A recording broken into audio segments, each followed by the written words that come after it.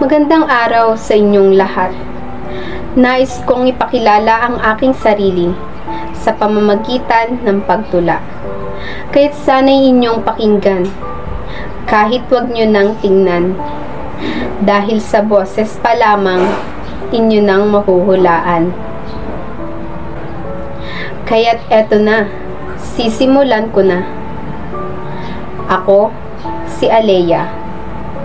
Hindi Aliyah o Alya, kundi Aleya. A-L-L-E-Y-A-H. Aleya M. Arellano. Madalas man kayong magkamali sa bigkas o spelling ng pangalan ko. Ayos lang, kasi nasanay na ako. Taong 2003 nang ako'y isilang. Lalawigan ng Batangas ang aking kinagisnan. Sa Barangay de la Paz Pulot, Aplaya ako matatagpuan, sapagkat dito ako naninirahan. Ngunit kasalukuyan akong nangungupahan sa bayan, na kung saan malayo sa aking kinalakihan. 7 kami sa aming pamilya, kasama ang aking mama at inay. 5 kaming magkakapatid at lahat kami ay babae. Alam kong kayo'y magtataka kung bakit hindi kasama ang aking ama.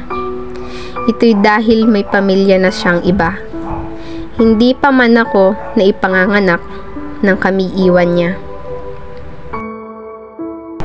Oops, teka lang. Masyado na ata akong madrama. Kaya naman, iibahin ko na ang linya. Ako si Aleya. Inyo na bang nakikilala? Hilig ko nga pala ang gumuhit at magpinta. Kumuha ng litrato at makinig ng musika. Manood, kumain at iba pa. Wala akong paboritong pagkain dahil lahat naman ay aking kinakain. Aso at pusa ang gusto kong alaga. Pangarap ko noon ay maging isang arkitekto. Pero eto ako, nasa harap ninyo. Dahil ito ang gusto ng nanay ko. Ang makatapos at makapagturo pagdating ng panahon. Eto na, tapos na ang huli kong linya.